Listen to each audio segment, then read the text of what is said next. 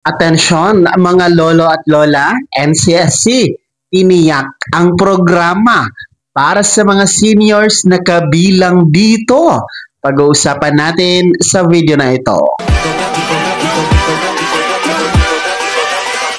Hold up.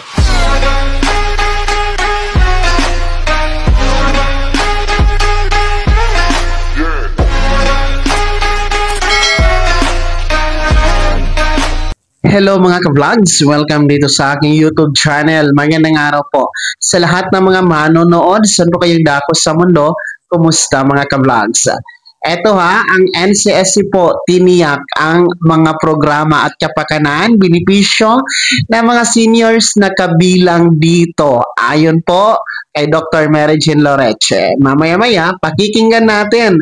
Pero bago ang lahat, kung bago ka pa lang dito sa aking YouTube channel, o di kaya hindi ka pa nakasubscribe, abay, click niyo muna ang ating subscribe button na nasa baba. O yung kalimutan na pindutin ang notification bell, ilagay niyo po sa all para na naman updated ka sa lahat ng mga videos na aking i-upload. Eto po mga lola at lola, pakinggan po natin si Dr. Mary Jean Loreche, ang ating OIC and Commissioner at the same time sa National Commission of Senior Citizens or NCSC, hinggil dito sa programa para sa mga senior citizens na kabilang sa PWD or Persons with Disability. Narito. Pero meron po bang programa para sa senior citizen na PWD rin? Oh yes, kasi kasama din siya doon sa ating sentro. So alam naman natin, actually, yan yung funny thing Pag sinabi nating persons with disability, ang unang tanong, pag ikaw ba ay senior, ay considered as a person with disability ka na, ay hindi ko yan masasagot. Subalit isang medical doctor, at dahil isang doktor nga ako, pwede din naman na ikaw ay senior, ay wala ikang disability. Pero dahil may problema sa paningin, problema sa pandinig, o kaya naman hirap na sa paggalaw, pwedeng maging disability yon. And even yung ating tinatawag na forgetfulness, part of normal aging, that's not a disability. But when it becomes a cognitive impairment like Alzheimer's or dementia, then that becomes a disability and a disorder. Ayan po mga senior citizens, inyo pong napakinggan si Dr. Mary Jean Loreche. At ayon sa kanya, ang pagiging PWD or Persons with Disability ay hindi lamang nangangahulugan na ikaw ay may kapansanang pisikal. Maging ang mga senior citizens ay pwedeng tawaging PWD kung kayo ay nakararanas ng mahinang pandinig, depekto sa pandinig, depekto sa paningin, depekto sa pag-iisip, o yung may mga tinatawag natin na dementia, Alzheimer's, kinukonsidera po yan na PWD din po mga ka-vlogs, ayon po sa mga medical experts.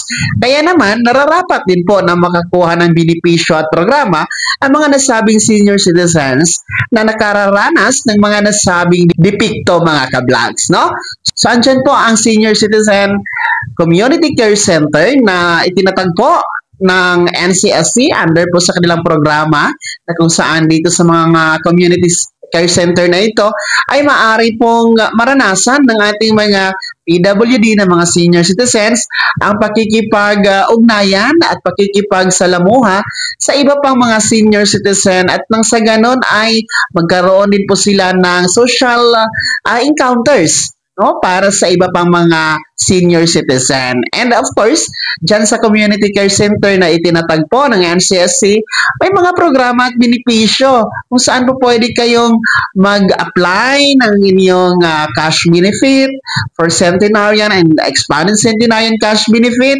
at iba pang programa po na meron ang NCSC para sa inyo.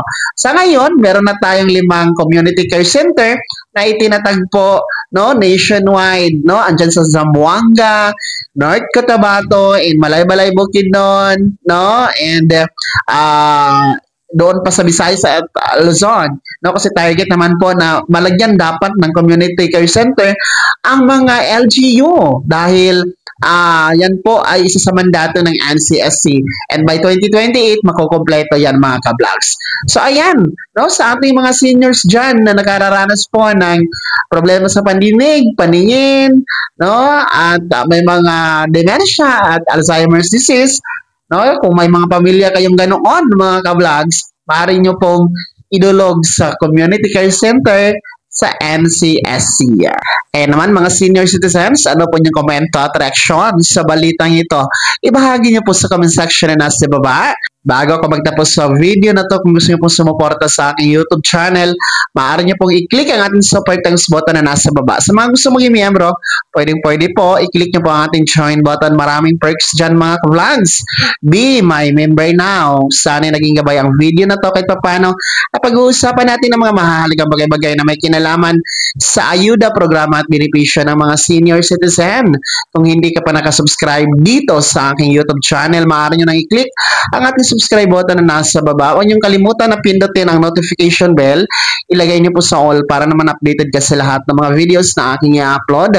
Maaari nyo ding i-like ang video na to. Kung meron ka pang mga katanungan, maaari nyo i-komento sa comment section na nasa baba. Paki-follow na din po ang aking official Facebook page na nasa screen niyo. Muli po, ako si Daniel Timpawan na nagsasabing dito sa aking YouTube channel, Pawang Katotohanan at lahat totoo lamang.